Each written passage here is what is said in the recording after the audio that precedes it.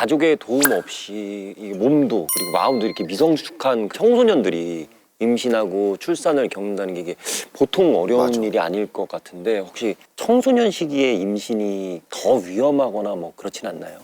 더 위험하죠. 사실 이제 10대 임신은 이제 거의 준비 없이 원치 않는 임신으로 사실 생기는 경우가 많잖아요. 본인도 아직 발육과 성장을 하고 있는 시기잖아요. 그러니까 온전히 완전히 성장한 시기는 아니기 때문에 부담스럽죠, 몸에서.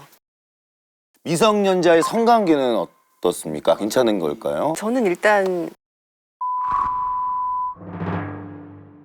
첫 초경을 하고 한 1년 이상 굉장히 불규칙하거든요. 그러다 보니 호르몬이 막 풍부하게 나오지 않다 보니 자궁과 난소가 아직은 미성숙한 상태거든요. 청소년, 정말 청소년인 거네요. 자궁과 그쵸. 난소가. 네, 자궁과 난소가. 그래서 정말 가임기 그 성인의 여성의 자궁의 크기가 한 6cm에서 8cm, 보통 7cm 정도 우리가 평균으로 잡아요. 이렇게 길이를.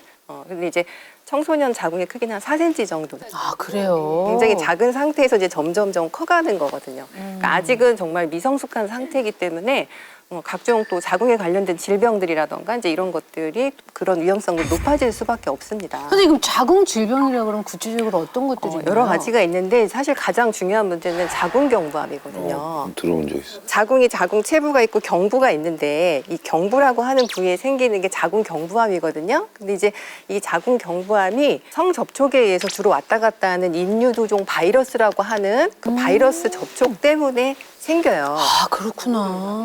이 자궁경부 부위 중에서 그 바이러스가 좋아하는 부위가 있어요. 청소년기 때 그 부분이 굉장히 활성화돼요. 그래서 이제 실제로 10대 환자들의 자궁경부암 그 환자 수가 굉장히 증가를. 10대가? 네, 10대. 자궁경부암 환자가 늘고 있어요? 네, 늘어나고 있고.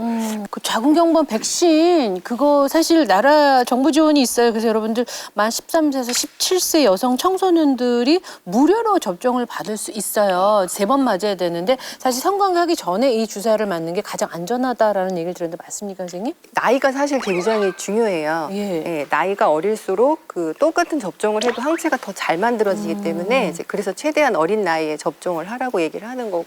그러면은 이게 청결 상태 때문에 그런 거예요? 아니면 그 바이러스 자체가 어떻게? 바이러스 자체는 어떤 경로로도 왔다 갔다 할 수는 있죠. 그러니까 성관계를 통해서 많이 감염이 될 수 있는 그렇죠, 거예요. 예. 그러면 당연히 남자애들도 맞아야겠네요. 맞아야죠. 서로 네. 옮길 수 있는. 그렇죠. 서로 왔다 갔다 할 수 있는데 우리나라가 생식기암 중에서 자궁경부암 빈도가 1등이에요.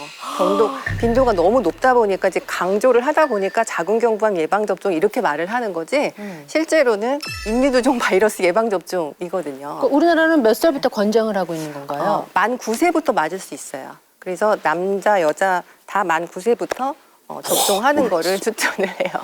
근데 궁금한 게 성관계를 하고 나이가 좀 들고 뭐 출산을 해도 상관은 없는 거예요? 접종을 그때 하는 게 더 맞아도? 유리하긴 하죠. 조금 예방 효과가 젊은 친구들만큼은 없을 수 있지만 예방 접종이니까. 그 맞을수록 청소년들의 좋죠. 자궁경부암 횟수가 늘어난다고 하니까 우리 10대들이 사실 성관계를 맺기 전에는 이런 것들 있다는 거를 꼭 알고 신중하게 좀 잘 생각을 해야겠다는 생각이 드네요. 지금 신체적인 부분 많이 말씀해 주셨으면 심리적인 부분에서도 좀 리스크가 있어 보여요.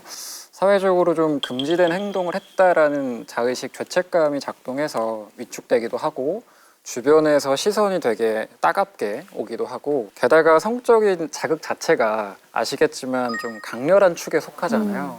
그래서 성경험, 성적인 행위를 하고 나서는 일상에서 만족감을 못 느끼거나 좀 무기력해지는 이런 상황이 오기도 해요. 방송을 보는 친구들이 생각을 좀 했으면 좋겠는 건 본인들이 지금 생각하고 있는 충동이나 성적인 욕구가 과연 어디서 뚝 떨어진 걸까?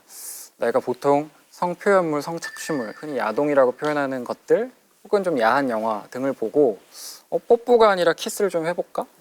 키스를 하다가 손을 좀 움직여도 되나? 등 이런 취향이나 욕구가 생기는 호기심이나 따라해보고 싶은 심리가 생기는 경우가 대부분이었거든요. 사실 인풋 없이 어떤 경향이나 취향이 생기기 어렵잖아요. 그래서 이런 만일의 상황에 임신하면 이렇게 책임을 져야 되는 상황까지 준비하는 그 태도가 형성되고 나서 시도했으면 좋겠다 그런 생각입니다. 네. 지금 선생님 두 선생님의 말씀이 아마 조금은 우리 모두가 네. 공감하는 이야기가 아닐까 싶은 생각이 들었습니다.